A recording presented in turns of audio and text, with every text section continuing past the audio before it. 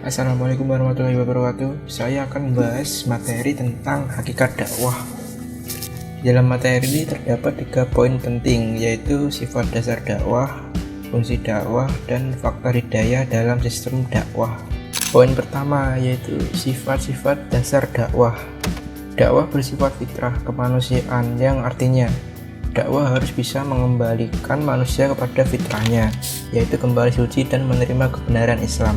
Yang kedua, dakwah bersifat persuasif dan edukatif, yaitu upaya mempengaruhi manusia untuk menjalankan agama sesuai dengan kesadaran dan kemauan sendiri. Sedangkan dakwah edukatif adalah mendidik manusia ke jalan yang benar.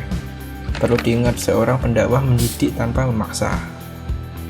Yang ketiga, dakwah bersifat pembebasan, bebas berdakwah kepada muslim atau non-muslim, dan tidak ada pemaksaan untuk harus menerima ajakan dakwah. Keempat adalah dakwah bersifat kasih sayang. Pendakwah harus menyampaikan dakwahnya dengan kasih sayang dan tidak memaksa atau sampai memaki ketika ada yang menolak dakwahnya. Dan yang terakhir adalah dakwah bersifat perdamaian. Dakwah harus bisa mengantarkan umat menjadi umat yang berakhlak dan dapat membentuk perdamaian di alam semesta.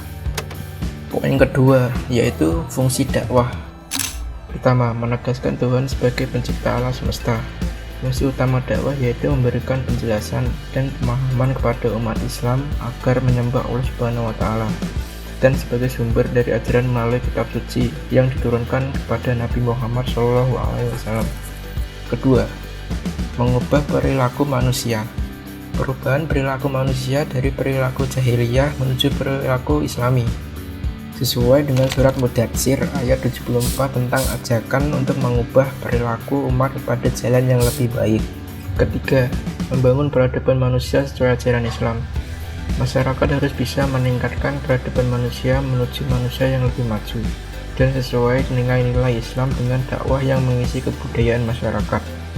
Yang terakhir adalah menegakkan kebaikan dan mencegah kemungkaran sesuai firman Allah Subhanahu wa Ta'ala. Maka aku ilhamkan kepada manusia berupa fujur, potensi kejahatan, dan takwa, potensi kebaikan. Untuk itu perlu ditegakkan proses amar ma'ruf nahi mungkar, atau mengajak kebaikan dan mencegah kemungkaran, sesuai aturan-aturan yang dianjurkan oleh Islam, baik secara evolutif dan penuh kesabaran, dengan lemah lembut melalui dasar keilmuan yang kuat sesuai situasi dan kondisi. Dan poin yang terakhir adalah faktor hidayah dalam sistem dakwah. Pertama, hidayah ilham atau hidayah al-ilham terbentuk sejak kita dilahirkan. Kita dituntun oleh Allah untuk memenuhi kebutuhan kita. Kedua, hidayah panca indera.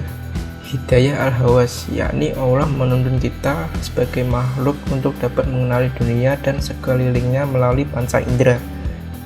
Yang ketiga, hidayah akal atau hidayah al-aql, sebagai makhluk Allah yang diberi kesempurnaan, salah satunya yakni akal. Keempat, hidayah agama dan syariah atau hidayah al-adyan dan wa al-syari. Akal terbatas akan berpikir makna hidup, namun ketika manusia memperdalam akalnya akan menemukan penguasa alam semesta, yakni Allah Subhanahu wa Ta'ala. Kelima, hidayah pertolongan atau hidayah al-ma'unah wa al-taufiq. Hidayah ialah hak mutlak milik Allah Subhanahu wa Ta'ala. Banyak orang yang mengetahui kewajiban sholat dan tata caranya, namun tidak banyak yang mendapatkan pertolongan Allah Subhanahu wa Ta'ala. Itulah sedikit penjelasan tentang materi hakikat dakwah. Sekian dari saya. Wassalamualaikum warahmatullahi wabarakatuh.